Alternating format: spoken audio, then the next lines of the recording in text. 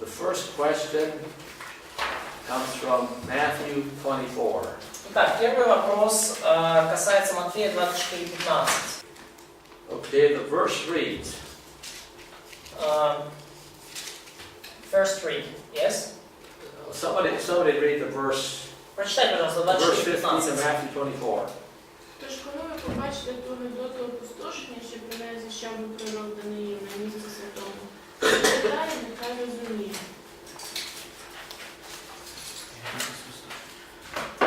Okay, and that's a quote from Daniel 9:27. И это цитата из Даниила 9:27. Let me get there just a minute on this other version. Okay, yesterday's class I probably did not give you enough direction on this first question. И вчера я, скорее всего, не дал вам достаточно направления для этого первого вопроса. So we're going to go through it in class, and you can make notes and include it in your assignment. И поэтому мы сейчас пройдем это в классе, вы сможете это включить в свои заметки и позже добавить в свои письменные работы.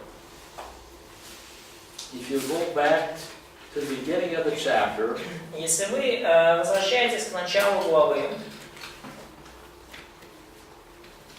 in verses 1 and 2, в стихах 1 и 2, Jesus tells his disciples Иисус говорит своим ученикам, that the temple is going to be destroyed. что этот храм будет разрушен.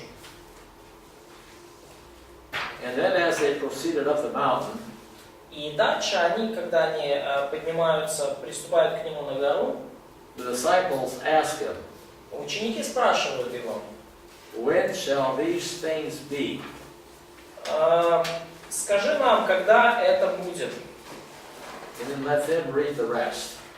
And then read the rest. Let them read the rest of that verse. Да, и прочитайте, пожалуйста, окончание этого стиха. Скажи нам, коли станеться це, яка буде ознака приходу Твого і кінця віку? So they read about the sign. Okay, they asked him a question about the sign. Да, то есть они ему задают вопрос о знаке, знамении. Okay. The sign for what? Признаки чего? What? The end of age. End of the age, and what else? Second coming. And his second coming. Да. Okay. Конца века. In the minds of the disciples, В сознании у учеников the end of the age and the coming of the Messiah is probably one event. конец века и пришествие Мессии – это фактически одно событие. But in answering their question, Но отвечая на их вопрос, Christ will reverse the order. Иисус немножко поменяет порядок. In other words, he will first give them the sign for the end of the age. Иными словами, Он сначала даст им знак конца века. And then he will give them the sign for his coming. И далее Он даст им знак своего прихода. So there are really two signs in this chapter. Фактически в этой главе мы видим два знака или признака. Okay? And we will kind of summarize the text to show you the signs. И мы немножко суммируем этот текст, чтобы показать вам вот эти знаки, признаки. Okay, different Bible scholars will probably have different interpretations of this chapter. И различные исследователи Библии, возможно, имеют различное толкование этой главы.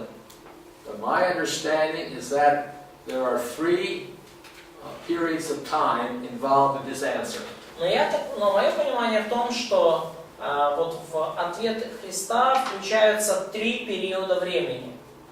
There is first of all the present time, which takes us down to verse 24, verse 8. В первую очередь это настоящее время, и это нас приводит к 8 стиху. So somebody read verse 8. This is a time marker. Прочитайте, пожалуйста, вот 8 стих, и это вот такая временной маркер, временной знак. 8 стих. Что же это начало болезни? Okay. So he calls the first period of time the beginning of sorrows. Мы в 24 главе, и 8 стих говорит о том, что вот это будет начало болезни. The way I interpret this passage, the beginning of sorrows are the events mentioned here that occur between the first advent and the beginning of the tribulation. И начало болезни или скорби я понимаю как начало периода между первым пришествием Христа и периодом Великой Скорби. And these events do not answer the question concerning the sign. И этот ответ, и эти события не отвечают фактически на вопрос о знаках, о знамениях, не связаны с этим. These events are things which people may interpret as signs. И эти события дальше здесь люди могут толковать как знаки. But Christ does not intend these to be signs. Но Христос не намеревался их показывать, представлять как знаки. Okay. So do you mean that this age of sorrows is an age in which we are living now? Right. Да, то Right. есть Yeah. период вот этих скорбей или болезней — это период, в котором мы живем сейчас. От первого пришествия до Великой Скорби. Okay. Now, verse 9 Стих 9 through verse 12 и до 12. is what I see as the first part of the tribulation. So, Это вот то, что, я так понимаю, будет в первой части Великой Скорби. those verses are short enough. Let somebody read them. Давайте кто-то прочитает с 9 по 12. На муки тоді видаватимуть вас, і вбиватимуть вас, і вас будуть ненавидіти всі народи за імення моє. І багато хто в той час спокусяться, і видавати один одного будуть, і один одному будуть ненавидіти. Повстане багато фальшивих пророків, і зведуть багатьох, і через розріст беззаконства любов багатьох охолоне. And I probably had them stop a couple verses short, so read verses 13 and 14. И прочитайте, пожалуйста, еще несколько стихов, 13 и 14. Претерпевший же до конца спасется, и проповедено будет сие Евангелие Царствия по всей вселенной, на свидетельство всем народам, и тогда придет конец. Okay, so verse 14 talks about the coming of the end. И стих 14 говорит о приходе конца. But the end will be the second half of the tribulation. Но конец-то придет во второй половине Великой Скорби. And what sign marks the beginning of the end? И какой знак, какое знамение указывает нам на начало конца? Мерзость запустения. This abomination of desolation, verse 15. What now? Abomination of desolation. Abomination, desolation, okay? Да. And let's go back to Daniel for just a minute. И давайте к книге Даниила обратимся буквально на минутку. 9 глава. Begin with, let's see, begin with verse 26. Начнем, давайте, с 26 стиха. По какой части? Там всего два. После 62 раз по 7 лет помазанник будет предан смерти, и у него ничего не останется. А народ вождя, который придет, разрушит город и святилище. Его конец придет подобно наводнению, и до конца предустановлена война и опустошение. А он заключит прочный союз со многими на 7 лет, и на 3,5 года заставит прекратить жертву и приношение. а вместо них на крылья святилища будет опустошающая мерзость, пока предустановленный конец не изольется на опустошителя. You read 26 and 27. Okay, good. Okay, so according to Daniel's prophecy, Согласно пророчеству Даниила, the abomination of desolation вот эта мерзость запустения signifies, является знаком, or is the sign that the last half of the tribulation is about to begin. что начинается вторая половина великой скорби. And that is what Christ refers to as the period of the end. И вот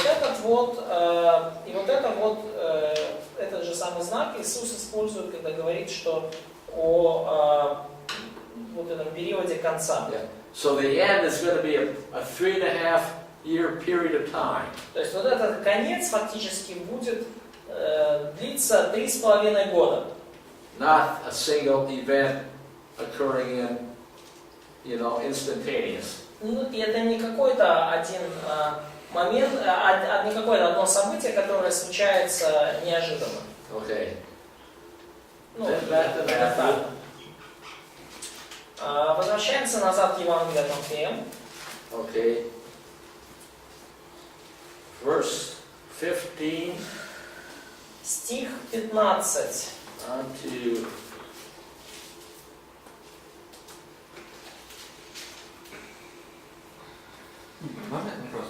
The question. the next 15 verses И следующие 15 стихов talk about the second half of the tribulation. говорят о второй половине великой скорби.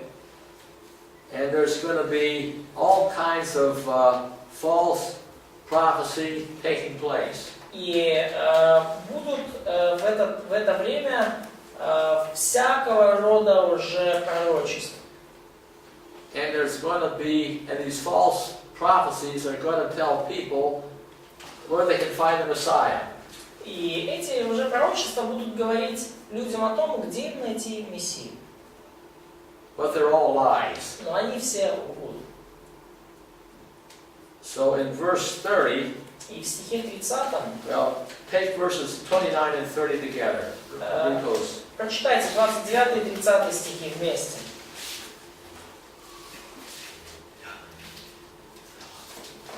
І зараз по скорботах 3 днів сонце затьмиться, і місяць не дасть свого світла, і зорі попадають з неба, і сили небесні порушаться. Від того часу на небі з'явиться знак Сина Людського. І тоді заголосять всі земні племена, і побачать вони Сина Людського, що йтиме на хмарах небесних, і з великою потужною славою.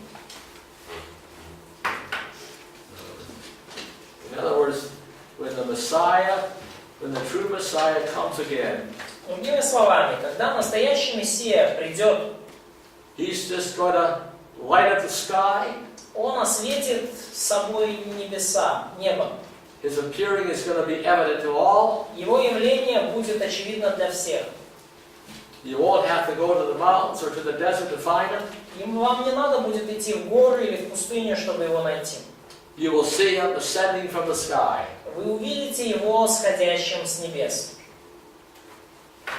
And the text tells us exactly when that sign is going to occur. И текст говорит нам совершенно точно, когда это знамение произойдет. Let's see. It's immediately after the tribulation of those days. После скорби дней тех There will be a universal blackout. будет всеобщее вселенское затмение. The sun will be darkened. Солнце померкнет. There will be no moon shining. Больше не будет лунного света. There will be no stars shining. И не будут светить звезды. And then the Messiah will come and he will lighten up the sky all around, as far as you can see. И Мессия потом придет и зажжет небеса так далеко, как вы только можете видеть. So, Now that we've gone through the chapter, Ну вот мы как бы так прошли через what главу. is the significance of quoting Daniel 9:27? Итак, в контексте главы, в чем значение цитирования Даниила 9:27? Начало. Объясните знак начала. So, to explain the sign of the beginning. At the Of beginning the beginning of the... of the Начало end. чего? Первой части. Yeah, of the end or the beginning of the second part of tribulation period. That's right, exactly. Да. То есть значение в том, что объяснить начало второй части периода Великой Скорби, либо начало конца. Потому что конец это вот как раз вторая часть Великой Скорби. Okay. Можно вопрос? Question. Тут, в этой 24 главе Иисус обращается к ученикам, да, к In апостолам. chapter 24, Jesus addresses his disciples, the apostles. Вот, и так получается, что он как бы подразумевает, что эти события могут застать их. То есть они могут это переживать. It seems like he assumes that these events could occur with them, so they could be eyewitnesses of it. Вот поэтому вопрос. So потому it's- что как бы, вопрос.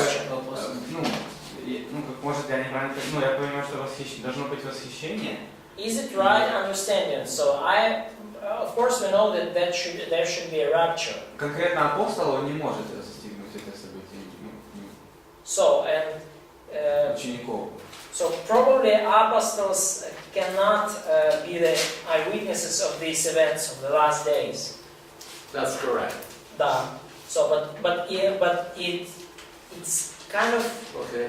seems like that Jesus assumed that they could be eyewitnesses. But they have recorded this discourse so that those who are alive at that time will be able to understand it. То есть, они записали эту беседу для того, чтобы те, кто будут живы в эти дни, смогли понять. То есть это не обязательно подразумевается сами ученики, да? So it's not implied that the disciples are general auditorium of this message.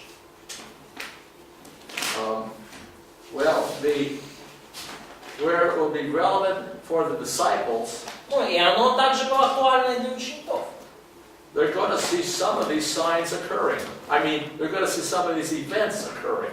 Они могли увидеть некоторые из этих знаков и некоторые из этих знамений, как они произошли. But they don't fit either sign. They don't fit the sign of Daniel. They don't fit the sign of the coming of the Messiah. Да, но они, понятно, не могли застать вот это знамение из Даниила и знамение прихода Мессии. Так же самое и мы. I mean, Мы-то как раз можем сказать. even today, when people look at all the problems going on in the world, Даже сегодня, когда некоторые люди смотрят на проблемы в мире, they'll say, these are the signs that the end is close. они говорят, что это знамение того, что конец близок. Now, I don't know what they mean by close, Я не знаю, что они называют близок, but these are not the signs that we have in Matthew 24. но это не те знамения, которые у нас тут в Матфея 24.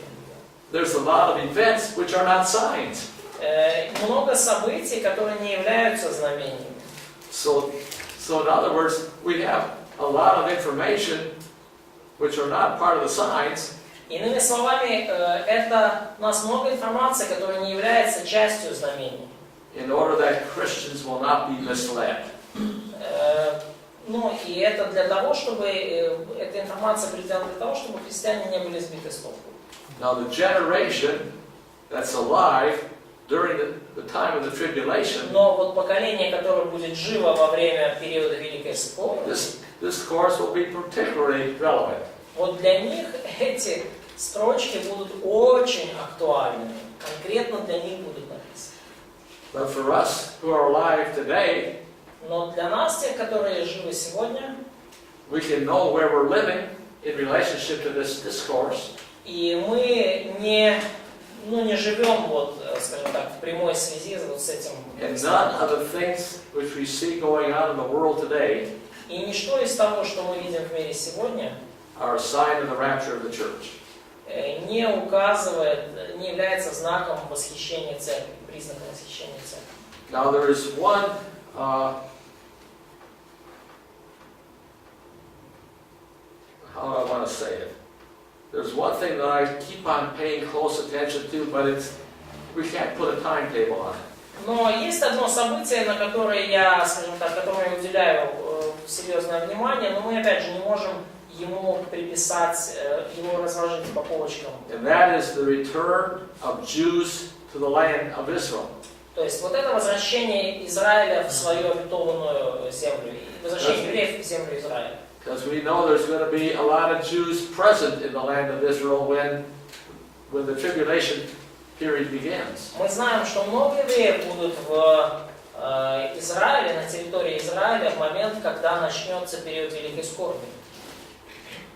But that return to the land has been going on for decades, if not for the last century. Но это вот возвращение в землю продолжается уже десятилетиями, почти все прошлое столетие. In fact, even going back to the beginning of the church age, there's always been some Jews in the land. И даже когда мы возвращаемся к периоду начала первой церкви, всегда какие-то евреи были в той земле. But probably in the past half a century, we've seen more Jews than ever return to the land. Но за время последних 50 лет мы увидели, что больше евреев, чем когда бы то ни было, вернулись в землю. And based on Ezekiel 37, that is significant to me. И на основании Иезекииля 37 главы мне это кажется важным. But we can't do any day. Но мы не можем представить, сказать, что вот будет какой-то конкретный день. Мы не можем просчитать. I mean, that could occur for another decade. It could occur for several decades. Это может случиться в течение ближайшего десятилетия, может быть, несколько десятилетий, никто не знает. Okay. Well, So, can I ask you a question? let's quick do another question here. Давайте к следующему вопросу перейдем. Oh, okay. Did that answer your question? You had a question, Sir Ray.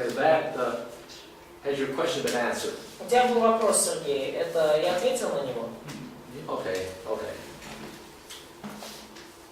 Okay, why does Matthew quote Zechariah 9:9 in chapter 21, verse 5? Второе. Почему Матфей цитирует Захарию 9:9, Матфея 21:5? Это исполнение пророчества.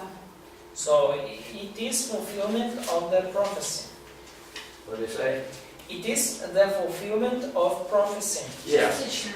Это partial fulfillment of prophecy. Another fulfillment of messianic prophecy. Да, еще одно исполнение мессианского пророчества. So that really is I would say, a single fulfillment of messianic prophecy. И я думаю, что вот это вот как раз таки одиночное исполнение мессианского пророчества. Такой яркий пример. Let's look a little further in this text. Давайте немножко ниже в этом тексте посмотрим. In Matthew, Zechariah. Look at verse 9. Давайте 9 стих посмотрим. Там говорится о втором пришествии. 9 стих 21 главы. Да? Нет, 9 стих. Я думаю, Захарий. 9 стих. Verse 9 of Matthew. Of 21, yeah. Verse 9. 21:9. First of all, read the verse and then I'll comment on it. Прочитайте, пожалуйста, Матфея 21:9, и я прокомментирую потом. А народ, що йшов перед ним і позаду, викрикував, кажучи: «Осанна, сину Давидовому! Благословений, хто йде в Господнє ім'я! Осанна на висоті!» Okay, that happens to come from Psalm 118. И вот эта вообще фраза, она происходит из Псалма 117. Okay, Psalm 118 is a Davidic psalm. И Псалм 117 это Давидов псалом. Псалом 117. But Psalm 118 happens to be an example of prophecy in poetic form. И Псалом 117 является примером пророчества в поэтической форме. Okay? And as the Messiah is making his entry into Jerusalem, И когда Мессия входит в Иерусалим, they quote from this psalm. они цитируют из Псалма.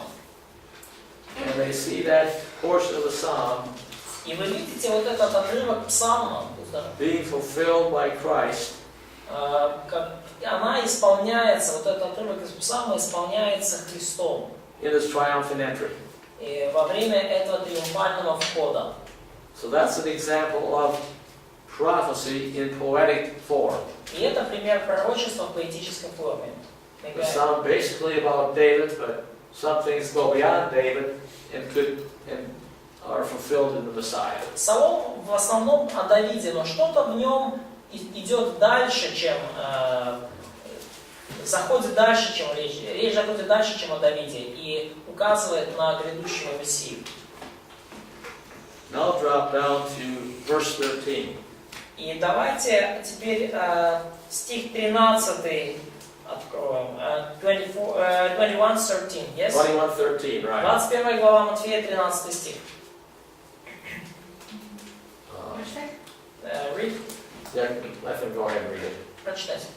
И говорил, написано, «Дом мой домом молитвы наречется, а вы сделали его вертепом разбойников». Okay.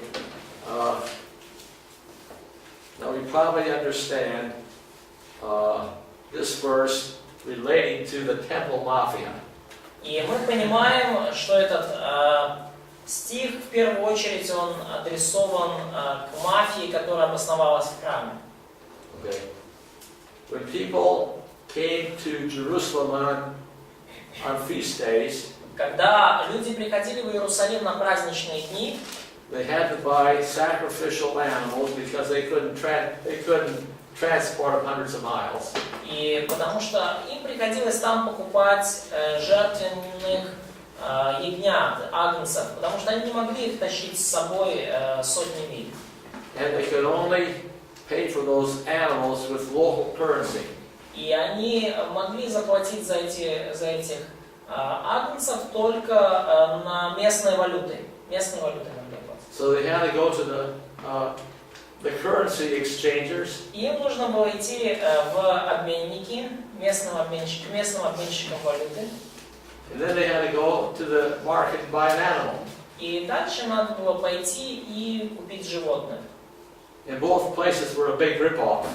И в обоих местах, что в обмене валюты, что при покупке животных, была большая обдираловка. То есть, And both businesses were taking place in the temple grounds. и оба этих бизнеса, они процветали на территории храма. And so, in effect, they were making a Jewish festival and the Jewish temple a place for conducting crooked business. И вот таким образом они превратили еврейские праздники, еврейский храм в место для очень такого, плохо пахнущего бизнеса. So Jesus quotes from Jeremiah is one place and possibly Isaiah is another place, but how is Jesus using Old Testament scripture here?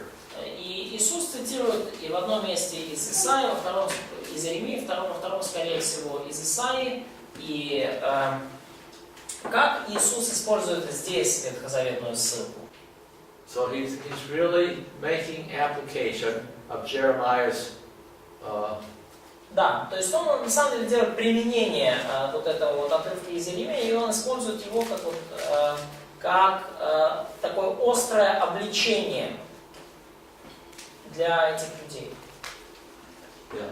He's making use of the Old Testament as a way of sharply rebuking these crooks. Он использует Ветхий Завет как это его использование, это способ сделать такое жесткое обличение вот этим мошенникам.